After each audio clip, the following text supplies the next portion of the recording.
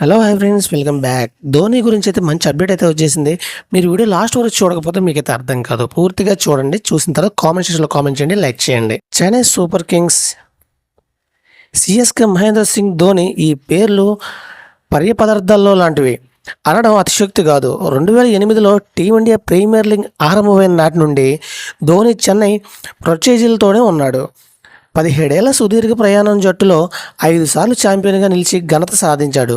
వేళ మొదలుపెట్టగా తుది జట్టు ఎంపిక దాదాపు ప్రతి విషయంలోనూ ధోని మార్క్ కనపడుతుంది.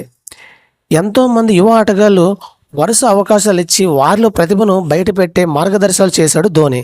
శ్రీలంక బౌలర్లో మహేష్ తీక్షణ, మతీష పతిరానా లాంటి వాళ్ళు అంతర్జాతీయ క్రికెటర్లుగా ఎదగడంలో తన పాత్ర ఉందని చెప్పడం ఇందుకు నిదర్శనం. ఇక డాడీస్ గ్యాంగ్ సీనియర్ ఆటగాళ్లతోనూ ఐపీఎల్ ట్రోఫీని గెలిచిన ధోని ఐపీఎల్ 2022లోనే తన వారసుడిగా టీమిండియా ఆల్రౌండర్ రవీంద్ర జడేజాను ఎంచుకున్నాడు. సిఎస్కే పగ్గాలు అతనికి అప్పగించి తను ప్లేయర్గా కొనసాగాలని భావించాడు. అయితే ధోని తీసుకున్న ఈ నిర్ణయం ఫలితాలను ఇవ్వలేదు. అంతకుముందు కెప్టెన్గా అనుభవం లేని జడేజా దారుణంగా విఫలమయ్యాడు. సీజన్ మధ్యలోనే కెప్టెన్ వదిలేసి జట్టుకు దూరమయ్యాడు. ఈ క్రమంలో ధోని మళ్లీ సారథ్య బాధ్యతలు తీసుకోవాల్సి వచ్చింది. కానీ అప్పటికే జరగాల్సిన నష్టం అంతా జరిగిపోయింది. జట్టు అవమాన రీతిలో టోర్నీ నుండి పక్క తప్పుకోవాల్సి వచ్చింది. ఫలితంగా మరుసటి ఏడాది ధోనినే కెప్టెన్గా కొనసాగాడు. ఐపీఎల్ 2023లో సిఎస్కేకి 5వ టైటిల్ అందించాడు. ఈ క్రమంలో అతడు ఇక ఐపీఎల్కి గుడ్ బై చెప్తాననే వార్తలు రాగా అనూహ్యంగా ఐపీఎల్ 2024లోనూ తన భాగమయ్యాడు. ఈసారి రుతురాజ్ గైక్వాడ్కు కెప్టెన్ బాధ్యతలు అప్పగించగా చెన్నై మెరుగైన ప్రదర్శన కనబరిచింది. 14 గెలిచి ప్లేయర్ ఆఫ్ ది రేస్లో నిలిచిన నెట్ రన్ రేట్ పరంగా వెనుకబడి టాప్ 4 నుంచి పక్కకు తప్పుకుంది. అయితే ఈ సీజన్లో 42 ఏళ్ల ధోని మోకాలు నొప్పితో బాధపడుతూ వికెట్ కీపర్గా సేవలు అందిస్తూ బ్యాటర్గాను తనదైన ముద్ర వేశాడు.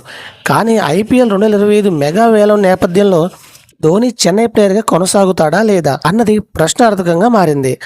ఆటగాళ్ల రిటేషన్ విధానం విషయంలో ఐపీఎల్ ఫ్రాంచైజీలు బీసీసీఐ మధ్య జూలై 31న సమావేశం జరగనున్నట్లు సమాచారం. ఇందులో భాగంగా అంటిపెట్టుకునే ఆటగాళ్ల సంఖ్యను ఖరారు చేయనున్నట్లు తెలుస్తుంది. ఈ నేపథ్యంలో బీసీసీ ఫ్రాంచైజీలు ఒకవేళ 5గురిని రిటైన్ చేసుకునే అవకాశం ఇస్తూనే ధోని ఆటగాడిగా కొనసాగుతున్నట్లు వార్తలు వినిపిస్తున్నాయి.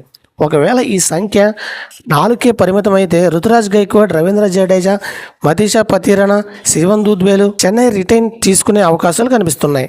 ఈ విషయం గురించి ధోని ఇప్పటికే చెన్నై ఫ్రాంచైజీ యాజమాన్యం ఎన్ శ్రీనివాస్తో చర్చలు జరిపినట్లు సమాచారం. ఈ నేపథ్యంలో వచ్చే ఏడాది ఐపీఎల్లో ధోని చెన్నై మోటార్గా కనిపించనున్నాడని క్రికెట్ అంచనాలు. చెన్నై జట్టు ముఖచిత్రమైన ధోని మోటార్ లేదంటే కోచ్ రూపంలో తిరిగి వస్తాడని పేర్కొంటున్నారు. ఇది ఫ్రెండ్స్, వీడియోస్ లైక్ చేయండి, షేర్ చేయండి, తప్పకుండా మన ఛానల్ సబ్స్క్రైబ్ చేసుకోండి. Thank you watching. మళ్ళీ ఫ్రెండ్స్, బై బాయ్.